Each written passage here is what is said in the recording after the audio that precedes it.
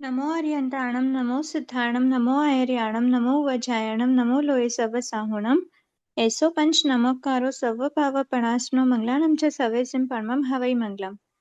अहो आचार्य भगवान, अहो उपाध्याय भगवान, आप श्री जी ज्ञान के महासागर हैं। आप हमें अप्रत्यक्ष अनुज्ञा पूर्वक आशीर्वाद प्रदान करें, जिससे हम इस अपूर्व ज्ञान को ग्रहण धारण एवं वितरण करने में समर्थ बने। आप श्री जी की महती कृपा होगी। सभी से सादर जय जिनेन्द्र। कल की क्लास में हमने प्रकृतियों के उदय के बारे में देखा था, कौन कौन सी प्रकृति कौन कौन से गुणस्थान तक होती है। सबसे पहले हमने डिस्कस किया था फर्स्ट गुणस्थान तक सिर्फ जिनका उदय रहता है, ऐसी प्रकृति थी मिथ्यात्व वेदनी। मिथ्यात्व वेदनी के उदय के कारण ही जीव फर्स्ट गुणस्थान में रहता है, इसीलिए इसके योग्य जो उदय योग्य गुणस्थान है वो सिर्फ फर्स्ट गुणस्थान है। उसके बाद फिर मिथ्यात्व वेदनी से रिलेटेड प्रकृतियां सूक्ष्म, मतलब जो जीव मिथ्या दृष्टि ओनली मिथ्या दृष्टि ही होते हैं, जिनमें पहला गुण स्थान ही पाया जाता है, वो सूक्ष्म नाम कर्म के उदय वाले, साधारण नाम कर्म के उदय वाले और लब्धि अपर्याप्त नाम कर्म, मतलब अपर्याप्त नाम कर्म के उदय वाले जो जीव होते हैं, लब्धि अपर्याप्त जीव, उनमें से फर्स्ट गुण स्थान ही पाया जाता है। तो ये तीन प्रकृतियां प्लस मिथ्यात्व वेदनी। इसके अलावा एकेंद्रीय प्रायोगिक प्रकृतियां जो होती हैं, केंद्रीय जीवों में ही आतप नाम कर्म का उदय होता है, और आतप नाम कर्म का उदय एकेंद्रीय जीव में सिर्फ फर्स्ट गुण स्थान में ही हो सकता है, क्योंकि जब तक आतप नाम कर्म का उदय स्टार्ट होना, जब से आतप नाम कर्म का उदय स्टार्ट होगा उसके पहले ही जीव फर्स्ट गुण स्थान में आ जाता है। सासदन सम्यक दृष्टि जीव भी क्यों ना, मतलब सासदन सम्यक दृष्टि अवस्था ही क्यों ना हो उस जीव की, और वो एकेंद्रीय में आया हो पृथ्वी पानी वनस्पति में, लेकिन वो जीव आतप नाम कर्म का उदय होने के पहले पहले ही पहले गुण स्थान को प्राप्त कर जाता है। ये पांच प्रकृतियां हुई। इसके बाद फिर हमने ये हो गया SAM, एस मतलब सूक्ष्म त्रिक, आतप और मिथ्यात्व वेदनी। फिर एस ए जे में क्या बात करेंगे। एस से स्थावर है, ए से अनंतानुबंधी चतुष्क है और जे से जाति चतुष्क। अनंतानुबंधी चतुष्क के जो परिणाम रहते हैं इसके उदय वाले, वो सिर्फ फर्स्ट और सेकंड गुणस्थान वाले ही जीवों के ही होते हैं। इसके आगे के गुणस्थानों में अनंतानुबंधी चतुष्क का उदय नहीं होता। ठीक है, ठीक है, इसमें तो ये लिखा हुआ अनंतानुबंधी चतुष्क का उदय रहते जीव के परिणामों में इतनी निर्मलता नहीं आ सकती कि वह आगे के गुणस्थानों को प्राप्त कर सके। फर्स्ट और सेकंड गुणस्थान में ही होता है। फिर जाति चतुष्क में हमने देखा एकेंद्रीय हो या विकलेंद्रीय हो, सिर्फ शरीर पर्याप्ति से पर्याप्त अवस्था के पहले पहले तक ही वो सेकंड गुण स्थान में हो सकते हैं, वो भी सासदन सम्यक दृष्टि गुण स्थान होता है। बादर पृथ्वी लब्धि पर्याप्त बादर जीव होना चाहिए उसके लिए। ठीक है, केंद्रीय विकेंद्रीय में उत्पन्न हो सकते हैं। ठीक है, फिर स्थावर नामकर्म, स्थावर एकेंद्रीय का है, इसीलिए स्थावर नामकर्म एकेंद्रीय जीवों में उदय में रहता है। तो ये अगर एक केंद्रीय जीव सेकंड गुण स्थान वाला भी क्यों ना हो, उसमें स्थावर नामकर्म का उदय आ जाता है, इसीलिए पहला और दूसरा गुण स्थान समझना। ठीक है, थर्ड की बात हमने देख ली थी, सम्यक मिथ्यात्व वेदनी। इसका सिर्फ और सिर्फ थर्ड में ही उदय रहता है, उसके पहले वो अनुदय रहता है और उसके बाद में वो उदय विच्छेद हो चुका होता है, मतलब उदय अब वो उदय में नहीं आएगा थर्ड के ऊपर, और थर्ड के पहले अनुदय रहता है फर्स्ट और सेकंड में, सिर्फ थर्ड में ही उसका उदय मानते हैं। नेक्स्ट है अप्रत्याख्यान चतुष्क। सबसे पहले देख लेते हैं अप्रत्याख्यान चतुष्क, क्योंकि फोर्थ गुण स्थान तक की हम बात कर रहे हैं, तो फोर्थ गुण स्थान रिलेटेड प्रकृतियां क्या होंगी। इसमें हमने क्या देखा था, 6432 देखा था शायद, हाँ 6432, 6432 प्रकृति में क्या देखा है हमने, इसको हमने दो भाग में डिवाइड किया है, 3+3, मतलब नरक त्रिक और देव त्रिक। ठीक है, और 4 में हमने देखा है अनंतानुबंधी सॉरी अप्रत्याख्यान चतुष्क। 3 में हमने देखा है 3 में शायद दुर्भग, हाँ दुर्भग त्रिक होगी। और ये उदय वाली, इसमें क्या आएगा दुर्भग त्रिक में, उदय वाली दुर्भग, अनादि और अयश कीर्ति। ठीक है, फिर ये जो दो है, ये दो क्या बची, आनुपूर्वी, एक इसमें आ गई एक इसमें आ गई, तो फिर मनुष्य अनुपूर्वी और तिर्यंश अनुपूर्वी इसमें आ जाएंगे, ये अनुपूर्वी हो गई। ठीक है, 6432, 6432 में 3+3 नरक क्या है, नरक गति भी है, नरक आयु भी है और नरक आनुपूर्वी भी है। ऐसा ही देव का समझना, गति, आयु और आनुपूर्वी। और मनुष्य आनुपूर्वी, तिर्यंच आनुपूर्वी को हमने यहाँ पर ले लिया। इनके योग्य जो गुण स्थान है वो अलग अलग देखने रहेंगे। बस ये देखना कि ये फोर्थ तक ही इनका उदय रहता है, फोर्थ के आगे नहीं रहता। अब सारी प्रकृतियों में डिफरेंट डिफरेंट, इसमें तो पूरा 1 से 4 होगा, अंडरस्टूड है क्लियरली, तो इसको लिख लेते हैं। दुर्भग त्रिक में पूरा 1 से 4 होगा, अंडरस्टूड है, इसको भी लिख लेते हैं। फिर गति और आयु, तो गति हुआ, आयु हुआ, यहाँ पे आयु के बंध की बात नहीं हो रही, आयुष्य के उदय की बात हो रही है। तो चाहे नरक गति हो, देव गति हो, मनुष्य गति हो या तिर्यंच गति हो, या फिर मतलब आयुष्य हो, कुछ भी हो, 1 से 4 में सभी का उदय संभव है। नरक गति, नरक आयु, देव गति, देव आयु, मनुष्य गति, मनुष्य आयु और तिर्यंच गति, तिर्यंच आयु, सभी का उदय 1 से 4 में संभव है। तिर्यंच का 5वें में भी हो सकता है, तिर्यंच गति, तिर्यंच आयु का, और मनुष्य का 14th गुण स्थान तक होता है। ठीक है, मतलब 1 से 14 में हो सकता है पूरे में। पर जब आनुपूर्वी की बात करते हैं तो आनुपूर्वी का जो उदय योग्य गुण स्थान होते हैं वो थर्ड नहीं हो सकता, क्योंकि आनुपूर्वी ओनली विग्रह गति में ही उसका उदय मानना, और आनुपूर्वी का उदय विग्रह गति में होता है, लेकिन थर्ड गुण स्थान कभी भी विग्रह गति में नहीं होता। थर्ड गुण स्थान हमने देखा था लब्धि पर्याप्त पंचेंद्रीय जीवों के ही होता है। ठीक है, इसीलिए विग्रह गति में आनुपूर्वी का उदय नहीं हो सकता। तो विग्रह गति के उदय योगी गुण स्थान कौन कौन से होंगे, पहला, दूसरा और चौथा। ठीक है, कोई करेक्शन तो नहीं है? हाँ, अच्छा, इसमें एक आनुपूर्वी का देखना है, पहला, दूसरा, चौथा है, ये किसके लिए है? पहला मतलब विग्रह गति में है, मतलब कोई जीव यहाँ से जा रहा है फर्स्ट गुण स्थान वाला, वो विग्रह गति में भी फर्स्ट गुण स्थान है, आगे भी वो फर्स्ट गुण स्थान है। सेकेंड हो सकता है, फिर फोर्थ भी हो सकता है।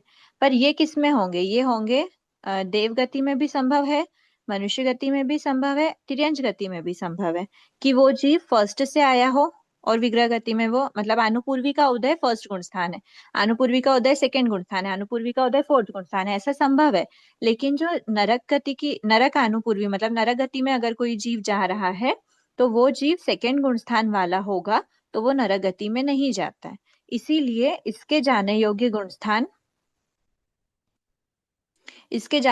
स्थान सिर्फ पहला और चौथा ही रहता है, कि पहले गुण स्थान वाला कोई जीव है, विग्रह गति में नरकानुपूर्वी का उदय है और वो नरक में जा सकता है, तो ऐसा हो सकता है। चौथे गुण स्थान वाला कोई जीव है, विग्रह गति में नरकानुपूर्वी का उदय है और नरक गति में जा सकता है। पर दूसरे गुण स्थान वाला कोई जीव है, विग्रह गति में नरकानुपूर्वी का उदय होके नरक गति में चला जाए, ऐसा नहीं होता। क्यों नहीं होता? क्योंकि जो साधन सम्यक दृष्टि जीव होते हैं, सेकंड गुण स्थान वाले जो जीव होते हैं, वो कभी भी नरक गति में, मतलब काल करके नरक गति में, काल कर रहे हैं उस अवस्था में, तो वो नरक गति में नहीं जाते हैं। ठीक है, ये क्लियर हो गया? हाँ, ठीक है। अभी हाँ, इसमें देख लेते रीजन क्या क्या देखना है। तो इसके रीजन ऐसे हैं कि आनुपूर्वी का रीजन तो हमने देख लिया कि कौन कौन से गुण स्थान है। अब नरक गति, नरक आयु, इसका रीजन 1 से 4 ही क्यों है? क्योंकि 5 से आगे के गुण स्थानों में इन प्रकृतियों का उदय संभव नहीं है, क्योंकि नरक गति और देव गति के जीव पहले, दूसरे, तीसरे, चौथे गुण स्थान तक ही रहते हैं, वो कोई भी प्रत्याख्यान स्वीकार नहीं कर सकते हैं 5वें गुण स्थान में, 5वें से ऊपर के गुण स्थानों में नहीं आ सकते। अप्रत्याख्यान के उदय रहते ही जीव चौथे गुण स्थान तक रहता है, और अगर अप्रत्याख्यान का क्षोभशम होने के बाद में जीव 5th गुण स्थान में आ गया, प्रत्याख्यान ग्रहण कर लिए, तो फिर उसका उदय नहीं मानना। इसीलिए 1 से 4 गुण स्थान में अप्रत्याख्यान का उदय रहता है। फिर दुर्भग त्रिक, दुर्भग त्रिक के लिए बताया है कि 5th के आगे के जो मतलब 5th और उसके आगे के गुण स्थानों में जो जीव होते हैं, उनके जो आचरण होता है, दुर्भग त्रिक में क्या बताया? दुर्भग है और दूसरा नहीं बताया, यहाँ पे दुर्भग लिया है, अनादेय लिया है और अयशकीर्ति लिया है। तो 5th के आगे के जो जीव होते हैं, श्रावक हो, मतलब वीरता विरत हो, सर्व विरत हो, इनका जो आचरण होता है, उनके आचरण मतलब इस योग्य होते हैं कि उनका दुर्भाग्य का उदय नहीं मानते, उनका हमेशा सौभाग्य का ही सौभाग्य की अवस्था से ही युक्त मानते हैं, मतलब हमेशा सुभग का ही उदय रहता है उनमें, दुर्भाग्य आदि का उदय नहीं होता, दुर्भाग्य का उदय नहीं होता। अब अनादेय का क्यों नहीं होता? क्योंकि अनादेय का क्या अर्थ है? आदेय मतलब एक्सेप्टेबल है, ग्रहण किए जाने योग्य है। तो उनके वचन आदि जो भी होते हैं कि वो कुछ फरमा रहे हैं वो कुछ फरमा रहे हैं, या फिर उनके आचरण इस प्रकार हैं कि उनको ग्रहण किया जाता है, मतलब एक्सेप्टेबल होते हैं वो, तो उनके हमेशा आदेय नामकर्म का ही उदय होता है, उनका कभी भी अनादेय नामकर्म का उदय नहीं रहता। आदरणीय वर्ड भी इससे रिलेट कर सकते हैं। फिर अयश कीर्ति, तो अयश कीर्ति मतलब कोई भी श्रावक या कोई भी साधु होते हैं, संयत होते हैं, उनके जो आचरण होते हैं हमेशा यश फैलाने वाले ही उनके आचरण उस युक्त होते हैं, मतलब उनका यश कीर्ति हो, उनका अपमान अयश कीर्ति वाले उनका या संयत हो। तो इसलिए दुर्भग मतलब इसी से पता चल रहा है, वैसा हम अगर निकाल रहे हैं कि कोई श्रावक इस प्रकार का है जिसकी यश कीर्ति का मतलब यश कीर्ति नहीं है, उसका अपयश होता है, तो समझना कि उसके कार्य इस प्रकार के हैं कि वो फिफ्थ गुण स्थान वाला है ही नहीं। तो यहाँ पे क्योंकि भगवान ने क्लियर क्लियर फरमाया कि कभी भी किसी श्रावक का, किसी भी संयत का अनादेय अयश कीर्ति दुर्भग इसका उदय नहीं होता, उनके सुभग का, आदेय का और यश कीर्ति का ही उदय होता है। ठीक है, ये हो गई टोटल कितनी, 6+4+3+2, 15 प्रकृति हो गई। ये 15 प्रकृति फोर्थ गुण स्थान से आगे इनका उदय नहीं रहता। ठीक है, उसके बाद फिफ्थ गुण स्थान वाले देख लेते हैं। फिफ्थ गुण स्थान में सबसे पहले जैसे ही बात करते हैं वैसे ही हमको ध्यान आ जाता है क्या, प्रत्याख्यान आवरण चतुष्क। ठीक है, फिफ्थ गुण स्थान के लिए हमने सारे कर्मों की प्रकृति को देखा था। वो प्रकृति हमने कैसे देखी थी फिफ्थ गुण स्थान की? अम्म, इसमें देखा था शायद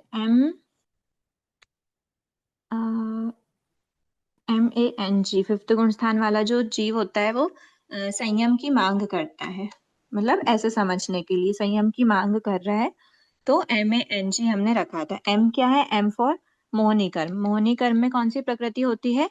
प्रत्याख्यानावरण चतुष्क। A से क्या है? आयुष्य।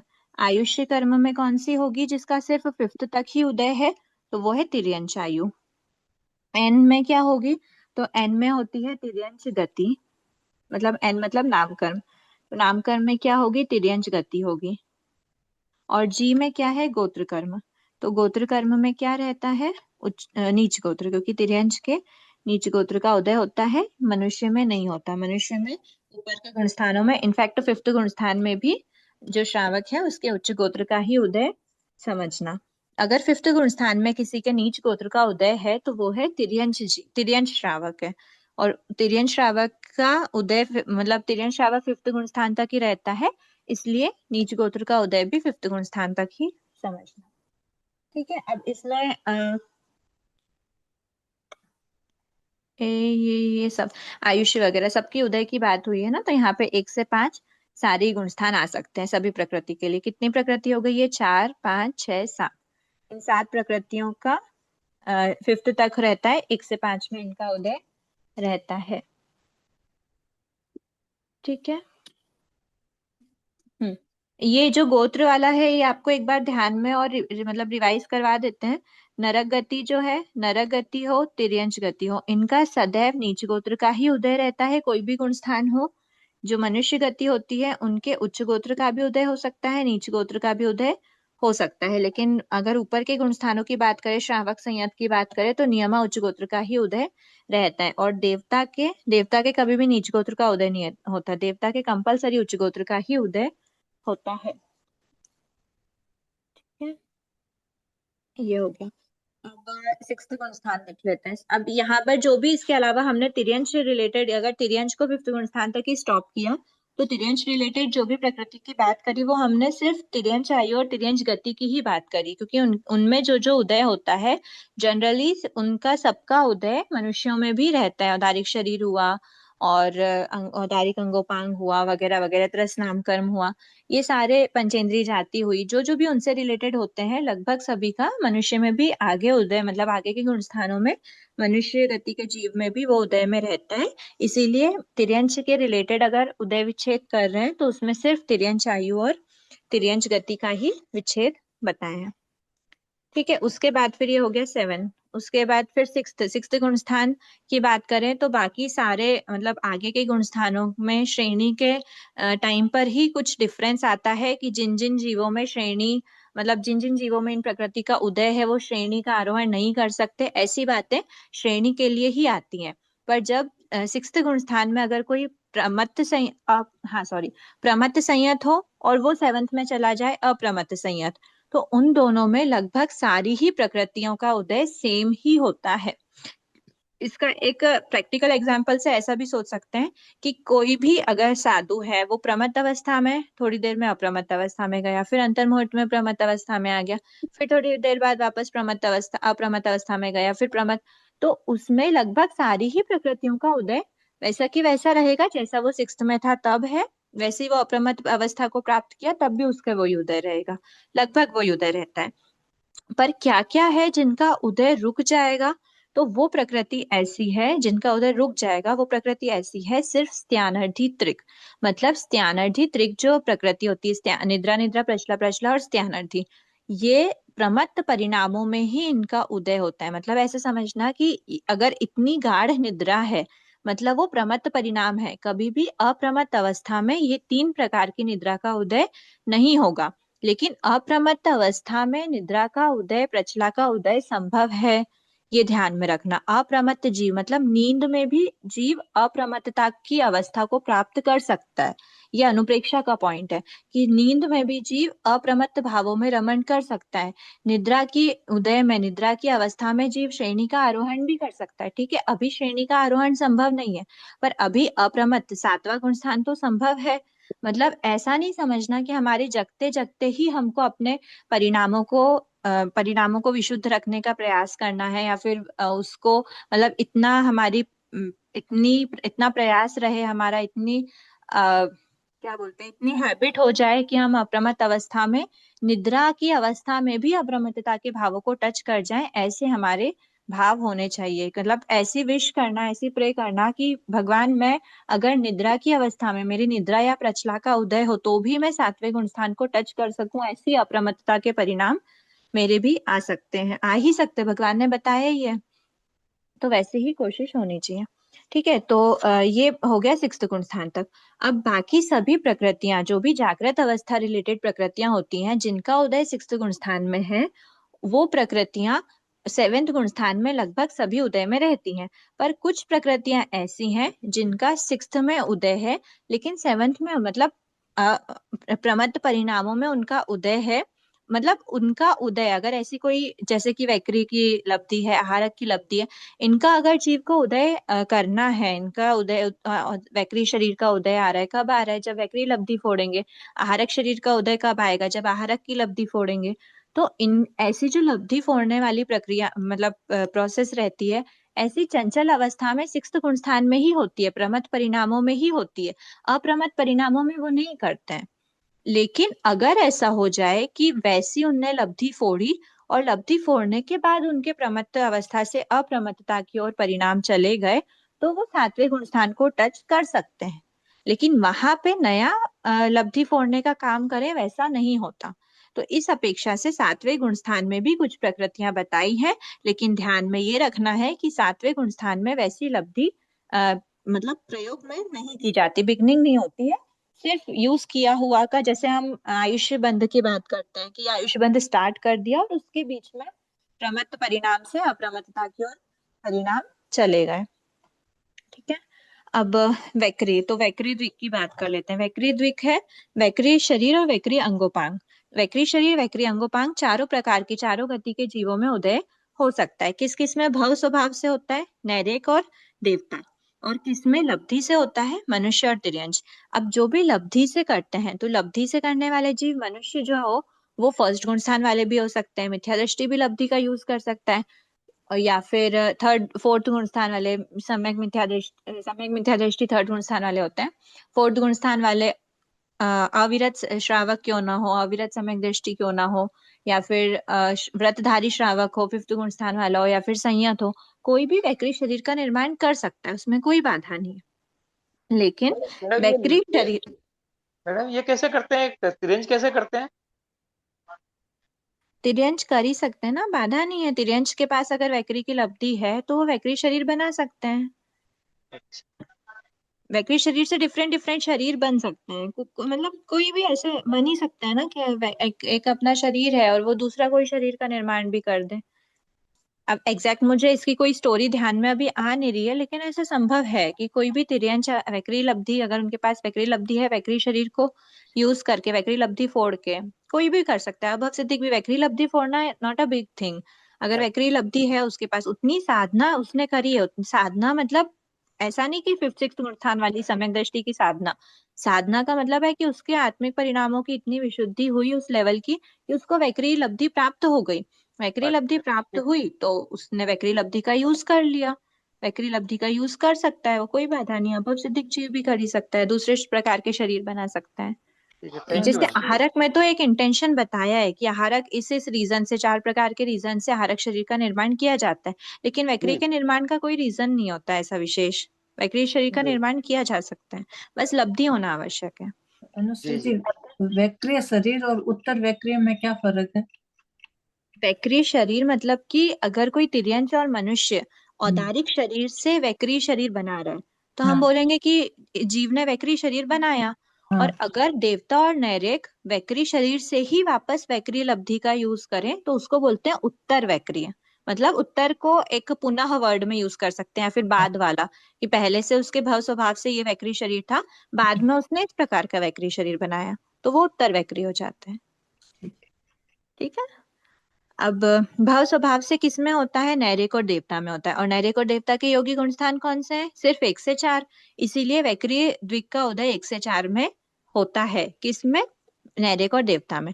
पर इसका मतलब ये नहीं है कि 1 से 4 में मनुष्य और तिर्यंच में नहीं हो सकता, उनमें भी वैक्रिय लब्धि का यूज किया जा सकता है।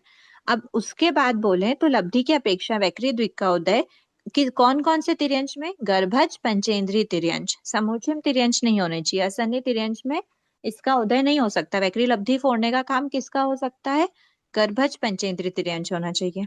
गर्भज मनुष्य और वायुकायिक जीवों के भी संभव है। वायुकायिक जीवों में भी वैक्री शरीर माना गया है। 4 प्रकार के शरीर बताए हैं। औदारिक शरीर उनका रहता ही है, तेजस कार्बन शरीर रहता ही है, लेकिन उनके पास भी वैक्री शरीर बताया, मतलब वायुकायिक जीवों के पास भी लब्धि हो सकती है कि वो वैक्री शरीर का निर्माण करें। ये हो गया वायुकायिक जीव। ये 3 प्रकार के जीव में भी वैक्रीय द्विक का उदय संभव है। इसीलिए लब्धि की अपेक्षा वैक्रीय द्विक का उदय 5 से 7 गुणस्थान में भी संभव है। 5 से 7 गुणस्थान में भी संभव है। ठीक है। 5 से 7 गुणस्थान में भी संभव है, मतलब 1 से 4 में भी हो सकता है, 5 से 7 में भी हो सकता है। देवता और नैरेय की अपेक्षा पूछे तो 1 से 4, और मनुष्य और तिर्यंच में हो सकता है तो 5वें से 7वें में भी हो सकता है। पहले से मतलब 1 से 7 टोटल बता दिया गया है। ज्ञातव्य है प्रमथ जीव। अब ये छठे से सातवें, सातवें में कैसे बोला? तो सातवें में नया नहीं रहता, प्रमथ जीव ही लब्धि का प्रयोग करते हैं। अतः संयत मनुष्य छठे गुण स्थान में ही वैक्य शरीर की विकुर्वणा वि विकुर्वणा करते हैं। विकुर्वणा मतलब लब्धि को फोड़ने के लिए एक वर्ड दिया गया है, विकुर्वणा करते हैं, परंतु वैक्री शरीर का निर्माण करने के पश्चात भावों की विशुद्धि से 7वां गुण स्थान भी प्राप्त कर सकते हैं। ठीक है। अब उद्योत, उद्योत नामकरण है तो उद्योत का हमने डिफरेंट डिफरेंट देखा था। उद्योत का उदय किस किस में हो सकता है? उद्योत का बंध सिर्फ तिर्यंच प्रायोगी में होता है, लेकिन उद्योत का उदय देवता में भी हो सकता है। नैरेक के जीवों के, मतलब नरक गति के जीवों में उद्योत का उदय नहीं हो सकता। उद्योत का उदय हो सकता है देवता में। तिर्यंच में तो हो ही सकता है। तिर्यंच हमने जब बोला है कि तिर्यंच प्रायोगिक प्रकृति ही है, उसके साथ ही उसका बंध हो रहा है, तो ऑफ कोर्स तिर्यंच में तो हो ही सकता है। जैसे चंद्रमा का एग्जाम्पल देते हैं, जुगनू का एग्जाम्पल देते हैं, तो चंद्रमा के विमान में रहे हुए पृथ्वी का एक जीव, वो एक इंद्रिय है, तिर्यंच है, उनमें भी हो सकता है। जुगनू आदि है चौरिंद्रिय, उनमें भी हो सकता है। तो इनमें हो सकता है, लेकिन वो उनके मतलब उनका नेचर ही वैसा है कि उनमें ये उद्योत का उदय हो सकता है, होगा तो बाय बर्थ होगा। लब्धि वगैरह की यहाँ पे कोई बात नहीं होती। लेकिन और किस में हो सकता है? तो देवता के शरीर में भी उद्योत नाम कर्म का उदय संभव है। यहाँ पर इसमें वो बताया है क्या? लब्धि की अपेक्षा उत्तर के शरीर में, हाँ क्लियर बता दिया ना। जो देवता होते हैं उनमें भी उनके जनरल शरीर में नहीं होता, जब वो उत्तर वैखरी करते हैं तो ही उद्योत का उदय मानना। जो तिर्यंश होते हैं, तिर्यंश में तो उनको बाय बर्थ भव स्वभाव से ही मिल सकता है, लेकिन देवता हुआ और देवता में हुए और मनुष्य में, तो देवता और मनुष्य में, नैरेक में तो रहेगा ही नहीं। देवता और मनुष्य में जब वो वैखरी शरीर बनाते हैं तो ही उद्योत नाम कर्म का उदय हो सकता है, या फिर आहारक शरीर बनाते हैं तो ही उदय हो सकता है। देवता कब बना सकते हैं? 1 2 3 4 में बना सकते हैं। 1 2 3 4 में उनके मतलब 1 2 3 4 गुण स्थानों में उत्तर वैखरी करें तो ही उद्योत का उदय हो सकता है। और मनुष्य है तो मनुष्य अगर वो मिथ्या दृष्टि है, सम्यक दृष्टि भी हो लेकिन अविरत सम्यक दृष्टि हो वगैरह वगैरह, या फिर 5वें गुण स्थान हो, 1 से 5 तक में मनुष्य में भी उदय नहीं हो सकता, भले ही वो वैखरी शरीर भी बना ले पर उनमें उदय नहीं हो सकता। उदय मनुष्य है, और अगर उद्योत का उदय है तो समझना कि वो छठा गुण स्थानवर्ती संयत है। और छठे गुण स्थानवर्ती संयत अगर अप्रमत्त परिणामों से, हाँ मतलब अप्रमत्त परिणामों में चले गए तो 7वें गुण स्थान में भी उद्योत का उदय संभव है। संयत मनुष्यों के वैक्री व आहारक शरीर में उद्योत नाम कर्म का उदय संभव है, इसीलिए 1 से 7 गुण स्थान माना गया है। ठीक है। देवता की अपेक्षा क्या बताया? 1 से 4 बताया है। मनुष्य की अपेक्षा क्या बताया? छठा सातवां बताया। तो फिर 1 से 7 क्यों बोला? 1 से 7 इसीलिए बोला क्योंकि 5वां गुण स्थान तिर्यंश की अपेक्षा है। तिर्यंश की अपेक्षा 1 से 5 पूरे ही गुण स्थानों में उद्योग का उदय हो सकता है। ठीक है, इसीलिए 1 से 7 पूरा भव स्वभाव से रहता है। अगर उनके भव स्वभाव से उनमें होना है तो वो लाइफ लॉन्ग ही रहेगा, बाय बर्थ रहेगा। ठीक। अब ये किसकी बात कर रहे हैं हम? ये तो हमने बात कर ली 7वें गुण स्थान तक वाले जो रहते हैं अप्रमत्त वाले, बातें हो गई कि जिनमें अप्रमत्त परिणामों में जिनका लब्धि कोणय वगैरह का काम नहीं होता। अब हम बात करते हैं 7वें गुण स्थान के एंडिंग तक ही जिनका उदय रह सकता है, लेकिन 8th एंड अबव मतलब श्रेणी में उनका उदय नहीं हो सकता। तो ऐसी प्रकृति श्रेणीवर्ती जो रहते हैं वो या तो द्वितीयोपशम सम्यक्त्वी जीव होते हैं या फिर शायिक सम्यक्त्वी जीव होते हैं, कोई भी श्रेणी आरोहण करे। द्वितीयोपशम सम्यक्त्वी जीव में सम्यक वेदनी का उदय नहीं होता, शायिक सम्यक्त्वी जीव में सम्यक वेदनी की सत्ता ही नहीं होती। इसीलिए सम्यक वेदनी का उदय मतलब क्षयोपशमिक सम्यक दृष्टि जीव 7वें गुण स्थान तक ही रहते हैं। सम्यक वेदनी का उदय 7वें गुण स्थान तक ही होता है। कहाँ, कौन कौन से गुण स्थान से हो सकता है? पहले से हो सकता है क्या उदय? नहीं। दूसरे में भी नहीं हो सकता, साधन में भी नहीं रहता, तीसरे में सम्यक मिथ्यात्व का उदय रहता है। इसीलिए 4 से 7 गुण स्थान में क्षयोपशमिक सम्यक दृष्टि जीवों में सम्यक वेदनी का उदय हो सकता है। ठीक है। उसके बाद फिर बात करी है कि ये जो श्रेणी आरोहण वाले जो जीव हैं वो ओनली एंड ओनली वज्र ऋषभ नारद सहनन वाले जीव होने चाहिए। वज्र ऋषभ नारद सहनन वाले जो जीव हैं वो हाँ, ओनली वज्रशम नारद सहनन वाले जीव ही श्रेणी का आरोहण कर सकते हैं, चाहे वो द्वितीयोपशम, चाहे वो उपशमक श्रेणी हो या फिर शपक श्रेणी हो। शपक श्रेणी वाला तो हमें पता ही है कंपलसरी, लेकिन उपशमक श्रेणी मतलब शपक श्रेणी का इसलिए कंपलसरी क्योंकि मोक्ष जाने वाले जो चरम भव, कोई भी जीव का चरम भव उसका वज्रशम नारद सहनन वाला ही होता है। तो शपक श्रेणी की तो बात समझ आ गई, लेकिन उपशमक श्रेणी का आरोहण भी वज्र ऋषभ नारद सहनन के साथ ही हो सकता है। ठीक है। ये कर्म प्रकृति के अकॉर्डिंग बताया गया है, लेकिन किसमें बताया था कि ये कौन से लेते हैं, और शायद पांचों ही सानन ले लेते हैं ना, लास्ट को छोड़ के जो भी बताया हुआ है एक बार वो रिकॉल कर लेते हैं। वो मेरे भी ध्यान में नहीं आ रहा, किसी को ध्यान में तो बताइए ना एक बार। वो अंतिम हमने सेनन पांचों। अंतिम पांचों सानन किसके अकॉर्डिंग बताया? श्री कर्मस्तव के अकॉर्डिंग बताया हुआ है या फिर आगम के अकॉर्डिंग बताया हुआ है? कर्म ग्रंथ के अनुसार। कर्म ग्रंथ के अकॉर्डिंग। अच्छा, ठीक है। कर्म प्रकृति के अकॉर्डिंग तो सिर्फ वज्रशभ नारद सहनन वाला ही समझना, कर्म ग्रंथ के अकॉर्डिंग बताया हुआ है कि अंतिम 5 वाले कर सकते हैं। एक बार वो बता भी देना तो सब लोग देख लेंगे, शायद गुणस्थान स्वरूप में आया हुआ है वो। दिया हुआ है मैडम क्या? अनुश्री जी, कर्म प्रकृति के हिसाब से रेफरेंस दिया हुआ है नीचे। ये तो कर्म प्रकृति के अकॉर्डिंग है कि अंतिम 5 सहनन वाले नहीं कर सकते, ये है। नीचे जो हाँ। रेफरेंस दिया ना कर्ण मैं भी यही प्रकृति कह रहा का, हूँ कि नहीं कर सकते हैं। नहीं नहीं, जो कर सकते हैं ना, शायद तीन सानन वाले, वो हमारी बुक में ना एक उसमें नीचे टिप्पणी में दिया हुआ है शायद। हाँ, एक मैंने बार वो भी पढ़ा था देखना तो मुझे आप, याद नहीं आ रहा 12 से या तो 12 से 23 वाली में देखना, या फिर गुणस्थान स्वरूप में, एकदम क्लिक हो नहीं रहा है अभी। शायद तो आगम के अनुसार है वो। हाँ, अभी शायद करके तो क्या ही बोले, अगर किसी को एग्जैक्ट मिल रहा है तो ठीक है, आप लोग देख लेना, अच्छी बात है, नहीं तो फिर मैं ध्यान में पक्के से रखती हूँ, आप लोग कल या जब भी क्लास होगी तो एक बार वो वापस रिकॉल करवा देना। ठीक है, तो वो जो होते हैं, मतलब सिर्फ वज्र शब्द नाराज सानन वाला कर्म प्रकृति के अकॉर्डिंग अभी हम ले रहे हैं, तो कर्म प्रकृति के अकॉर्डिंग सिर्फ वज्र शब्द नाराज सानन वाला जीव ही श्रेणी का आरोहण कर सकता है। और जो भी दूसरा है उसमें शायद 3 बताया है, ऋषभ नाराज जैसे करके कुछ 3 सानन वाले कर सकते हैं, ऐसा कुछ है। अनुश्री जी, इसमें लिखा हुआ है कर्मस्थ आदि ग्रंथकारों ने ऋषभ नाराज एवं नाराज सनन को 11वें गुण स्थान तक माना है। ठीक है, ये गुणस्थान स्वरूप में लिखा हुआ है। गुणस्थान स्वरूप में पेज नंबर 24। ठीक है, कृपा करी। देखो क्या बताया है, कर्म स्तव के अकॉर्डिंग, कर्म प्रकृति के अकॉर्डिंग तो ओनली वज्र ऋषभ नारद होगा, लेकिन कर्म स्तव के अकॉर्डिंग लास्ट के जो 3 सहनन वाले जीव होते हैं वो उपशमक श्रेणी का आरोहण कर सकते हैं, उनमें मतलब 11वें गुण स्थान तक उदय माना है। पर अभी हम प्रेफरेंस किसको दे रहे हैं, कर्म स्तव को थोड़ा लेटेस्ट माना गया है एज कंपेयर टू कर्म प्रकृति, और कर्म प्रकृति प्राचीन है। लास्ट 3 वाले या फर्स्ट 3 वाले?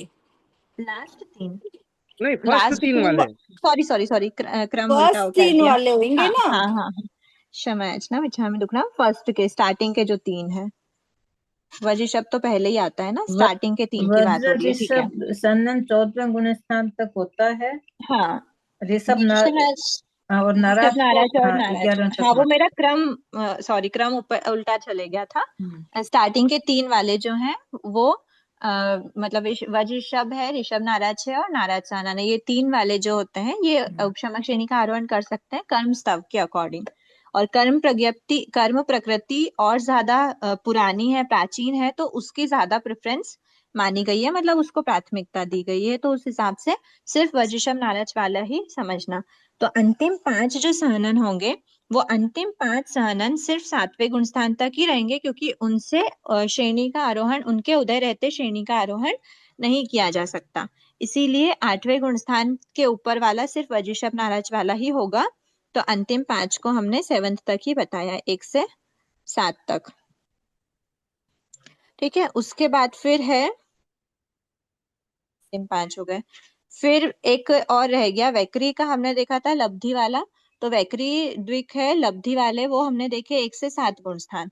लेकिन वैसे की वैसे हारक द्विक के लिए भी समझना कि हारक द्विक भी 1 से 7 कैसे देखे थे हमने, 1 से 4 वाला अलग देखा था, तिर्यंश का 5वां अलग देखा था, और मनुष्य की अपेक्षा 6ठा 7वां ये उद्योत में देखा था, सॉरी ये उद्योत में देखा था।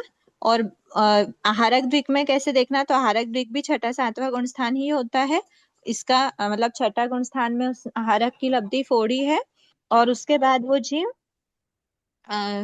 उसमें अप्रमत्त परिणामों में जाने से 7वां गुण स्थान को टच कर सकता है, तो 6ठे 7वें गुण स्थान में ही आहारक द्विक का उदय बताया है। ठीक है, तो ये कितनी प्रकृति हो गई, एक बार फिर से काउंट कर लेते हैं। वैकरी द्विक हो गया था 1 से 7 वाला, उद्योत हो गया था 1 से 7 वाला, सम्यक वेदनी हो गया, एक बार इसके साथ में आहारक द्विक भी कैलकुलेट कर लेते हैं, वैकरी द्विक, आहारक द्विक, उद्योत, सम्यक वेदनी और अंतिम 5 सहनन, तो ये हो गई 11 प्रकृति। 11 प्रकृति का 7वें से आगे नहीं होता, 7th तक ही इसका होता है उदय। ठीक है, फिर अब 8th वाला देख लेते हैं। तो 8th में जब बात करते हैं तो 8वें गुण स्थान में हमने जैसे बंध के डिफरेंट दीदी डिफरेंट पूछना था पोर्शन बताए थे दीदी, यहाँ।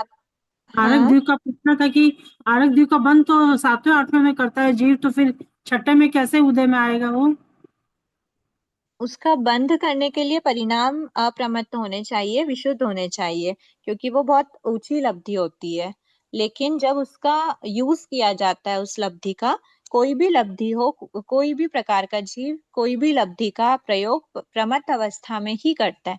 जब उसके जीव के चंचलता होगी तभी तो वो सोचेगा कि मैं तीर्थंकर भगवान की रिद्धि के दर्शन करने जाऊं या फिर मैं तीर्थंकर भगवान से प्रश्न पूछने जाऊं। अप्रमत्त अवस्था में ये डाउट्स उसके नहीं आते। तो ये चंचलता प्रमत्त परिणामों में होने से इसकी आहारक द्विक की बिगनिंग यहीं पे ही होती है, मतलब आहारक शरीर यहीं पे बनाना स्टार्ट करते हैं। ठीक है। 8वें गुण स्थान में हमने बंध के एक संकेतम भाग में हमने निद्रा द्विक का बंध विच्छेद करवाया था। बहुसंख्य भाग व्यतीत और एक संकेतम शेष में हमने नामकर्म की 30 प्रकृतियों का करवाया था। और हास्य चतुष्क का बंध विच्छेद हमने 8 गुण स्थान के लास्ट समय में करवाया था। हास्य चतुष्क में क्या आते हैं? हास्य, रति, भय, जुगुप्सा। क्योंकि अरति शोक को हमने पहले ही हटा दिया था। प्रमत्त परिणामों में 6 गुण स्थान तक ही उसका बंध होता है। पर जब उदय की बात करते हैं तो हास्य, रति, भय, जुगुप्सा का जहां पे बंध विच्छेद होता है वहीं पे उसका उदय विच्छेद भी होता है। प्लस 2 प्रकृतियां जो अरति शोक है उसका भी अभी हमने उदय विच्छेद नहीं करवाया। तो हास्य, चतुष्क, शोक, ये कुल मिला के हास्य षटक की जो प्रकृति होती हैं वो 8 गुण स्थान के लास्ट समय तक उनका उदय, मतलब हास्य चतुष्क का जब तक बंद होता है उस समय तक उदय रहता है। उसके आगे 9th गुण स्थान में हास्य षटक का उदय नहीं होता। ठीक है। तो ये 1 से 8 गुण स्थान में पूरा समझना। क्यों नहीं होता उसका रीजन यही है कि परिणाम उतने निर्मल होते जाते हैं। तो जैसे जैसे परिणाम ऊपर ऊपर जाते हैं श्रेणी में आरोहण करते करते परिणामों की विशुद्धि होती है, निर्मल होता जाता है, वैसे वैसे इन सब का उदय भी हटता जाता है। फिर बात करते हैं 9th गुण स्थान तक। अब 9th गुण स्थान तक में बात होगी तो इसमें एक बार ध्यान से देखना। 9th गुण स्थान वाले जो जीव होते हैं श्रेणी का आरोहण कर रहे हैं, श्रेणी का आरोहण करते हुए उपशमक श्रेणी हो या फिर शपक श्रेणी हो, वो उन जीवों के यहाँ पे किसकी उदय की बात चल रही है। तो यहाँ पर 9th गुण स्थान में सिर्फ और सिर्फ मोहिनी कर्म की प्रकृतियों से छेड़छाड़ की जाती है। चाहे उसका बंध हो, उदय हो, सत्ता हो, जो भी हो, मोहिनी कर्म के प्रकृति से छेड़छाड़ की जाती। सत्ता में तो हमने देखा भी है, और भी 9th गुण स्थान में सत्ता विच्छेद भी होता है, वो हमने देखा है। बाकी जनरली मोहिनी कर्म पे ही सारी सब चीजें की जाती हैं। अब 9th गुण स्थान में जैसे हमने बंध का बताया था, बंध हमने क्या बताया था, एक बार बंध का रिकॉल कर लेते हैं। 9th गुण स्थान में सबसे पहले बंध विच्छेद किसका होता है? पुरुष वेद का। पुरुष वेद, फिर संजुलन क्रोध, क्रोध, फिर मान, मान, माया, फिर माया। लोभ का भी होता है क्या बंध विच्छेद? अंतिम में होता है। 9th में ही होता है। उदय विच्छेद 10th तक रहेगा, पर बंध विच्छेद तो 9th तक ही होता है, मतलब 9th के लास्ट समय में इसका बंध रुकता है। पर इन सभी का बंध विच्छेद 9th गुण स्थान में ही होता है। सबसे स्टार्टिंग में क्या बोलते हैं पुरुष वेद के इसके लिए, विच्छेद के लिए, बंध विच्छेद के लिए? 9th गुण स्थान का बहुसंख्य भाग व्यतीत हो, एक संख्यतम भाग शेष रहे, उससे संख्य स्थिति घात आगे तक पुरुष वेद का बंध होता है। करेक्ट है?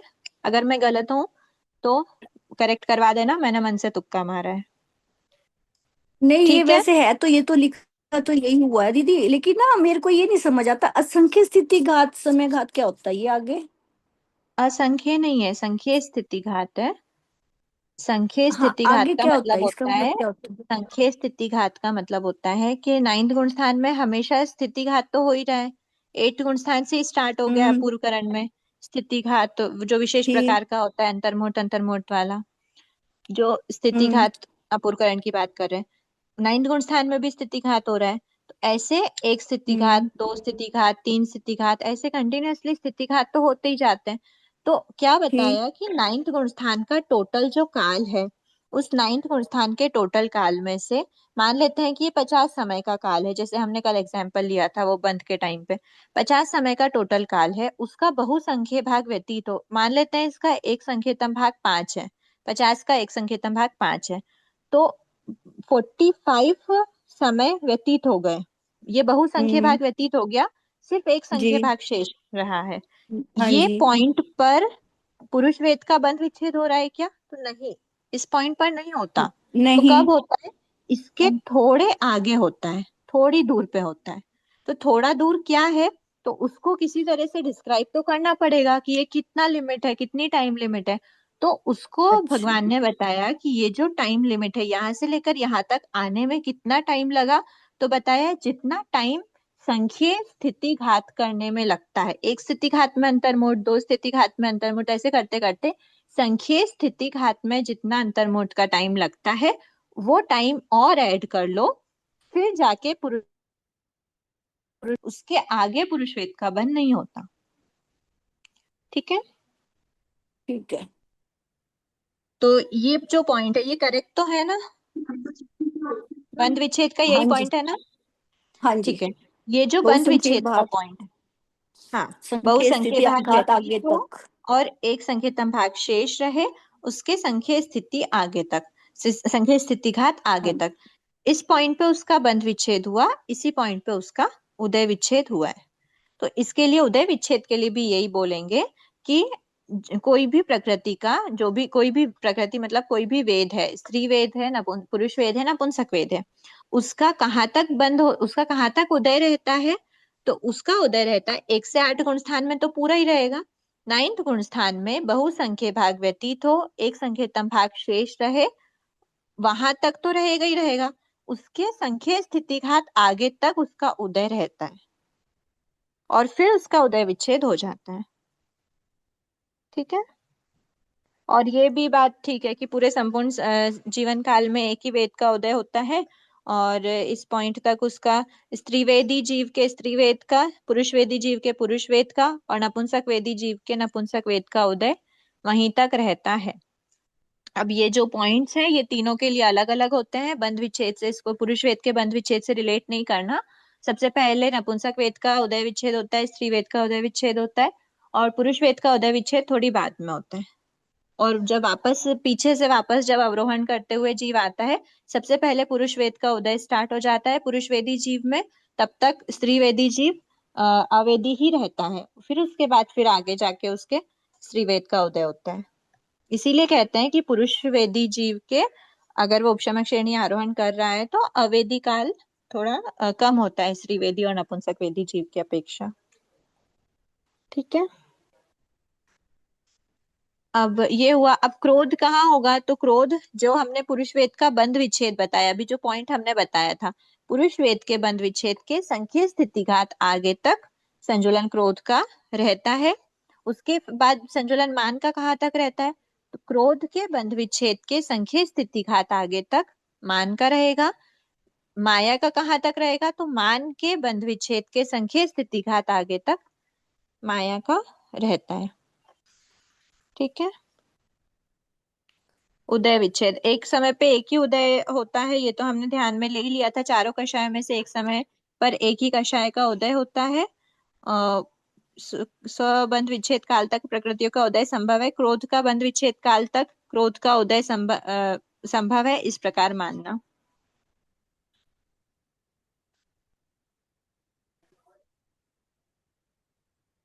ठीक है, ये हुआ।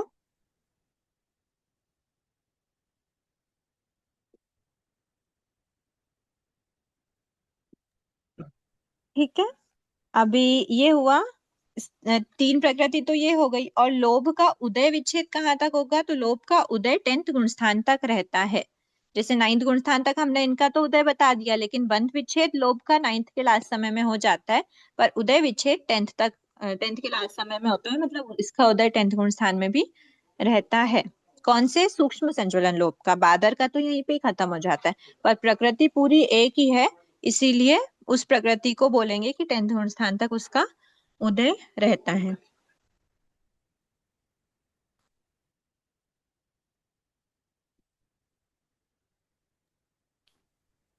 ठीक है, तो ये हो गई 1 से 10 वाली प्रकृति। 1 से 10 गुण स्थान तक संजुलन लोभ की प्रकृति हो गई। कोई विशेष? उदय विच्छेद होने के पश्चात अंतिम संख्येतम भाग शेष रहता है, बादर का उदय रहता है। हाँ, ये बात भी ध्यान में है, एक बार मैं इसको चार्ट पे बता देती हूँ। ये संजुलन, ये पूरा मान लेते हैं, ये पूरा 9th गुण स्थान है। ये 10th गुण स्थान। ये 9th गुण स्थान है, बहुसंख्य भाग व्यतीत हो, एक संख्यतम भाग शेष रहे, संख्य स्थिति घात आगे तक। ठीक है, इस पॉइंट पे पुरुष वेद का, स्त्री वेद का, नपुंसक वेद का, जो भी वेद है वो कोई एक पॉइंट पर अपने अपने वेद का उदय विच्छेद हुआ।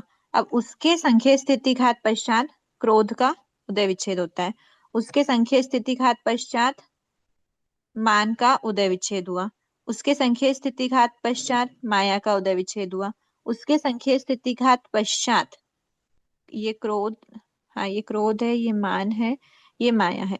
उसके संख्य स्थिति घात पश्चात यहाँ पे ये जो संख्य स्थिति घात मतलब लास्ट का जो अंतर्मुठ है उसमें बादर लोभ का उदय रहता है, लेकिन यहाँ पर उदय विच्छेद नहीं होता। क्यों नहीं होता प्रकृति का उदय विच्छेद? क्योंकि सूक्ष्म लोभ का उदय यहाँ पर भी होता है, 10th गुण स्थान में भी होता है, ये 9th गुण स्थान है। ठीक है, तो यहाँ पे यही बता रहे हैं कि 9वें गुण स्थान का जो अंतिम संकेतम भाग शेष रहता है उसमें सिर्फ बादर संजनन लोभ का उदय रहता है। बादर संजनन लोभ का उदय रुकते ही जीव 10th गुण स्थान में। दीदी बादर का तो उदय विच्छेद नहीं होगा क्या?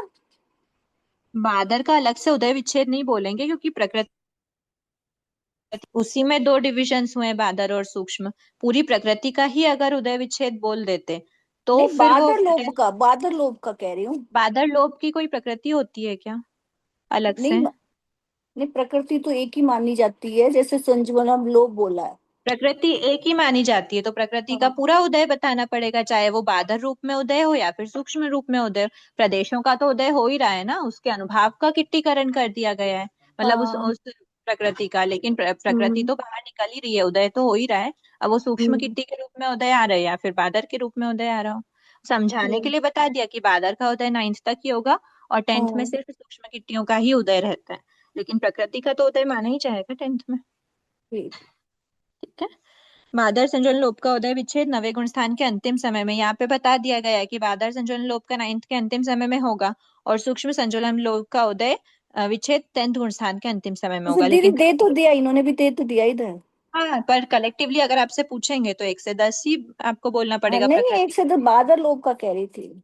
हाँ, वो तो क्लियरली अंडरस्टूड ही है और इसमें भी वो दिया ही है, पर प्रकृति के अपेक्षा अगर बोलेंगे तो प्रकृति तो पूरी उदय में आ ही रही है 10वें तक। ठीक है, और इसमें बोला है कि सूक्ष्म संजुलन लोभ का उदय विच्छेद 10वें के अंतिम समय में होता है। इसके साथ साथ आप ये भी समझ सकते हैं कि बादर संजुलन लोभ का उदय 1 से 9 में रहता है, सूक्ष्म का उदय सिर्फ 10 में होता है। 1 से 10 मत समझना, उदय विच्छेद भले ही 10th के लास्ट समय में हो रहा है, इसमें 9th के लास्ट समय में हो रहा है, लेकिन बादर का 1 से 9 में पूरा उदय रहता है, लेकिन सूक्ष्म का सिर्फ 10 में होता है। ठीक है, ये हुआ अभी ये हो गई 9th गुण स्थान तक की, 10th गुण स्थान तक की बातें। अब बात करते हैं जो शपक श्रेणीवर्ती जीव है। ठीक है, शपक श्रेणीवर्ती जीव में निद्रा का उदय रहता ही नहीं है। निद्रा की अवस्था में जीव उपशमक श्रेणी का आरोहण कर सकता है, लेकिन शपक श्रेणी का आरोहण निद्रा की अवस्था में नहीं होता, वो हमेशा जागृत अवस्था में ही होता है। तो निद्रा की अपेक्षा में हमने क्या बोला, शपक श्रेणी आरोहण नहीं कर सकता, लेकिन उपशमक श्रेणी का आरोहण तो कर ही सकता है।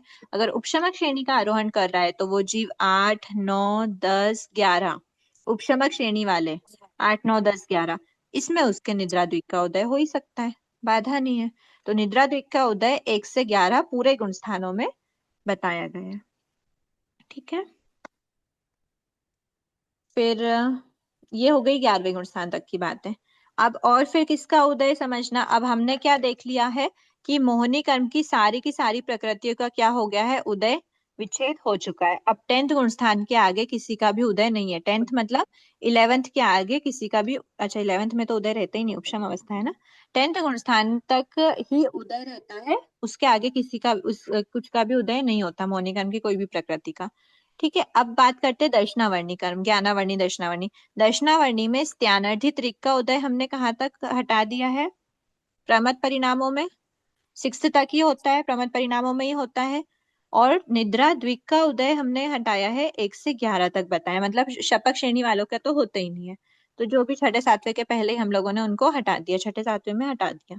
तो ये 5 प्रकृति हटा दी, शेष बची दर्शनावर्णी की 4 प्रकृति, ज्ञानावर्णी की 5 प्रकृति और अंतराय कर्म की 5 प्रकृति। ये जो प्रकृतियां हैं 5, 4, 5 मतलब ये 14 प्रकृति, इन 14 प्रकृतियों का उदय कहाँ तक रहेगा? 12th गुण स्थान तक ही इनका उदय होता है, क्योंकि उसी वहीं तक उनकी सत्ता होती है, उसके आगे उनका सत्ता का विच्छेद कर दिया जाता है। सत्ता विच्छेद कर दिया जाता है मतलब उनका उदय भी संभव नहीं होगा। केवली भगवान की जो 13, 14 गुण स्थान की जो अवस्था होती है उनमें इन प्रकृतियों का उदय नहीं होता, इनकी सत्ता नहीं होती, तभी वो अवस्थाएं प्राप्त होती हैं। तो ये प्रकृति 1 से 12 तक इनका उदय रहता है। ठीक है, अब 13 गुण स्थान रिलेटेड बात कर लेते हैं। तो एक बात ध्यान रखना, 14th गुण स्थान में उदय वाली प्रकृति कौन सी है? जब हम सत्ता की भी बात कर रहे थे तो हमने देखा था कि स्त्रीभुक संक्रमण से 72 प्रकृतियां हमने हटाई थी, और लास्ट समय में सत्ता किसकी थी? 13 प्रकृतियों की। 13 की 14th गुण स्थान में 13 प्रकृतियों की सत्ता बताई गई थी। तो ये जो 13 प्रकृति ये उदय योग्य मतलब उदय की प्रकृति है। तो उदय 13 प्रकृतियां 14th गुण स्थान में उदय में रहती हैं। If I am not wrong, कुछ गड़बड़ हो रही है क्या? हाँ यही है ना। 14th गुण स्थान में उदय वाली प्रकृतियां 13th होती हैं, जिसका हमने चरम समय तक उनकी सत्ता मानी है। उनकी सत्ता इसीलिए चरम समय तक मानी है क्योंकि उनका 14th गुण स्थान में उदय है। तो ये 14th गुण स्थान में इन 13 प्रकृतियों का उदय हो सकता है, मतलब उदय योग्य इन 13 प्रकृति का उदय योग्य गुण स्थान 14th गुण स्थान हो सकता है। इसके अलावा जो प्रकृतियां बची, कितनी प्रकृतियां बची? तो अभी जो भी हमने बात कर ली थी, एक बार कैलकुलेट करना है क्या? एक बार फिर से रिवीजन हो जाएगा, कैलकुलेट कर लेते हैं। इसमें SAM, इसमें प्रकृति कितनी हो गई थी? 5।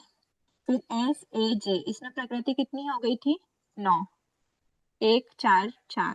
ठीक है, उसके बाद फिर 3rd गुण स्थान में सिर्फ सम्यक मिथ्यात्व वेदनी थी, तो वो हो गई एक प्रकृति। 4th गुण स्थान में हमने लिया था 6, 4, 3, 2, तो ये 10 प्रकृति हो गई थी। ठीक है, उसके बाद फिर ये 1, 2, 3, 4 5वें गुण स्थान में आएगी चौथे गुण स्थान में 15 आएगी 15 10 और 3 10 और 3 और 2, हाँ 15 हो गई है। ये 15 प्रकृति हो गई। 5th गुण स्थान में प्रत्याख्यानावरण चतुष्क, प्रत्याख्यानावरण चतुष्क, एक आयुष्य, एक गति नामकर्म और एक गोत्र, तो ये हो गई 4, 5, 6, 7 प्रकृति हो गई थी 5th गुण स्थान।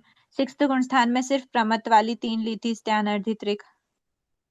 फिर 7th गुण स्थान में ली थी वैक्री आहारक द्विक, आतप नहीं, उद्योत, उद्योत, अंतिम 7 5 अंतिम 5 सम्यक वेदनी और 11 हो गई पूरी। दीदी इसका कोई कोड वर्ड नहीं है क्या? ये 11 प्रकृति हो गई थी। है दीदी, इसका कोड वर्ड इसका भी कुछ दीजिए ना कुछ। कौन इसको सा? दिया ये था ना 7th गुण स्थान, 5 2 2 1 1 ही 7th दिया गुण था। स्थान, 7th गुण स्थान है ना, 5 2 2 1 1, यही कोड वर्ड ही समझ सकते हैं उसको, और क्या। 5 2 2 1 1। ठीक है, ये प्रकृति हो गई 11। उसके बाद फिर ये हो गया 1 2 3 4 5 6 7, 8वें में क्या रहेगा? 8वें में सिर्फ 6 प्रकृति हटाई जाती है, हास्य षटक की। ठीक है, उसके बाद फिर 9th गुण स्थान, 9th गुण स्थान में मोहनी कर्म की कितनी प्रकृति थी? 3 तो वेद हो गए थे और 3 कषाय हो गए थे, तो 6 प्रकृति ये हो गई थी। ठीक है, उसके बाद फिर 9th हो गया 10th गुण स्थान। 10th गुण स्थान में उदय की बात करिए तो सिर्फ एक संचलन लोभ का ही हटाया। ठीक है, उसके बाद फिर 11th में थी तो निद्रा द्विक की 11th तक होती है। ठीक है, ये 2 प्रकृति हो गई। उसके बाद फिर 12th गुण स्थान, 12th गुण स्थान में 4 5 + 4 + 5, ये 14 प्रकृति हटाई थी। ठीक है, और 14th गुण स्थान में, 14th गुण स्थान में हमने 13 प्रकृतियां की बात करी है। तो अब ये सब ऐड कर लेते हैं एक बार। इन सबको ऐड करने पे क्या बचेगा? उसको टोटल 122 से माइनस करना होगा।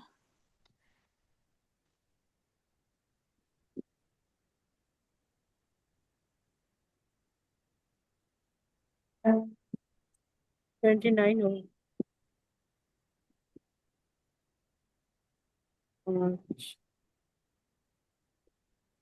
93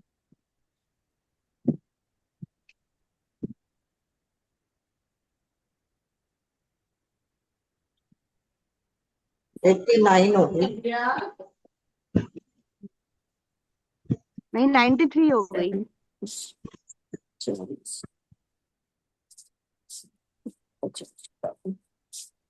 93 आ रही है। हाँ जी 93 आ रही है। ठीक है, 122 में से 93 माइनस करेंगे तो 29 29 हो गई। ये 29 प्रकृति हो जाएंगी 13th गुण स्थान वाली। 13th गुण स्थान में इनका क्या रहेगा, उदय रहेगा। ठीक है, कैलकुलेट कर लिए एक बार। 29 ठीक है, सही है। ये हमने बाकी सब में देखा, ये फर्स्ट गुण स्थान, सेकेंड गुण स्थान, third, fourth, fifth, sixth, seventh, 11th और ये 14th, नहीं ये 12th और ये 14th। तो 13th गुण स्थान के लिए क्या बची, तो 13th गुण 29 उदय योग्य में से 93 की बात हमने कर ली है, तो बची 29 प्रकृति। ये 29 प्रकृतियां 13th गुण स्थान तक उदय इनका रहता है, मतलब इन 29 प्रकृतियों के उदय स्थान 13 गुण स्थान लग रही अब सुसु पोटी भी कर लिया उसने। म्यूट कीजिए। ठीक है, ये हुआ 13 प्रकृति कौन सी है, एक बार ये पहले 13 प्रकृति खोल लेते हैं, फिर ये 29 प्रकृति खोल लेंगे। ये योग्य है और 14th गुण स्थान की सत्ता योग्य भी। तो कौन कौन सी होंगी, सबसे पहले ये ध्यान में रख लेना है कि घाती कर्मों की बात हमने सब कर दी है। अघाती कर्म कितने बचे, वेदनीय अघाती कर्म कौन कौन से 14th में उदय में रहेंगे, तो वेदनीय कर्म में दोनों ही कर्मों की सत्ता 14th गुण स्थान के लास्ट समय तक हो सकती है, उदयमान मतलब दोनों की उदय रह सकते हैं। उसके बाद फिर गोत्र आयुष्य, आयुष्य में क्या होगा, ओनली मनुष्य। मनुष्य गोत्र कर्म में क्या होगा, ओनली उच्च गोत्र उच्च गोत्र। फिर नाम कर्म है, नाम कर्म में गति क्या होगी, मनुष्य गति मनुष्य गति जाति पंचेंद्रिय शरीर का उदय रहता है क्या 14th गुण स्थान में, नहीं क्यों नहीं रहता, योग नहीं है, योग तो 13वें तक ही है। योग नहीं है। तो शरीर कौन कौन से शरीर की बात अभी हम करेंगे, वैक्री की हमने हटा दी है, आहारक हमने हटा दी है, तो बचे कितने शरीर, औदारिक शरीर बचे, तेजस औदारिक, तेजस, तेजस कारमन। अंगोपांग कितने हुए, अंगोपांग वैक्री हमने हटा दिया, आहारक हमने हटा दिया, तो अंगोपांग क्या बचा, औदारिक का अंगोपांग। ठीक है, फिर वो भी 14th में रहता नहीं है उदय। फिर किसकी बात आती है, शरीर अंगोपांग सहनन संस्थान, बंधन संघातन उदय रहता है, नहीं रहता। ठीक है, सहनन संस्थान, सहनन नामकरण का वज्रषभ नारद सहनन ही बचा है, बाकी 5 सहनन की हमने बात कर ली थी। 7th गुण स्थान तक ही उनका उदय रहता है, तो वज्रषभ नारद सहनन का उदय 14 तक रहता है क्या, नहीं 13वें तक ही है। ठीक है, क्यों नहीं हो सकता, क्योंकि पुद्गल विपाकिनी प्रकृति है। वज्रषभ नारद सहनन। अब संस्थान 6, संस्थान 6 में कोई भी बात नहीं करिए, पर वो पुद्गल विपाकिनी होने से संस्थान में नहीं होगा, तो इसको संस्थान 6 लिख देंगे यहाँ पे, ये संस्थान है। ठीक है, 13th तक ही होगा।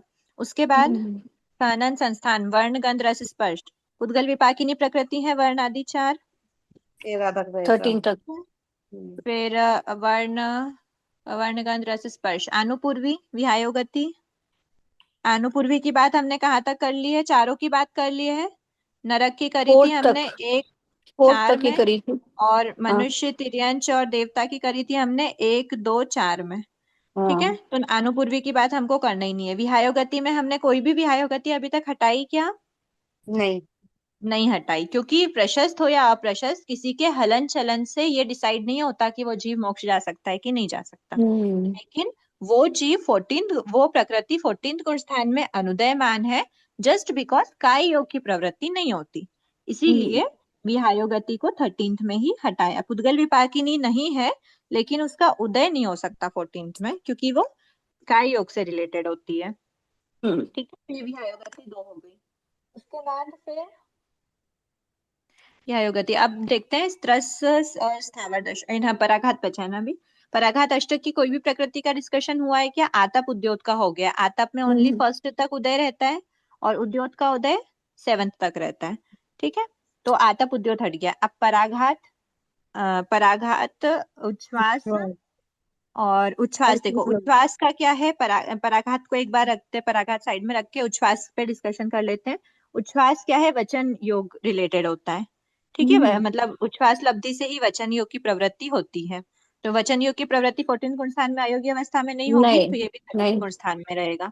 उच्छ्वास नामकर्म हो गया। अब देख लेते हैं पराघात। तीर्थंकर नामकर्म की अगर बात करें तो तीर्थंकर तो हो ही सकता है, 14 तक। हाँ 14 तक तीर्थंकर नामकर्म हो गया। 14 गुण स्थान के तक उसका 14 गुण स्थान में उसका उदय हो सकता है। ठीक है, अब उसके बाद कॉमन आतप उद्योत की बात कर ली है, उच्छ्वास की बात कर ली है, तीर्थंकर की बात कर ली। अब शेष कितनी बची? 4 प्रकृति बची। कौन कौन सी? पराघात, गुरु लघु, निर्माण और उपघात।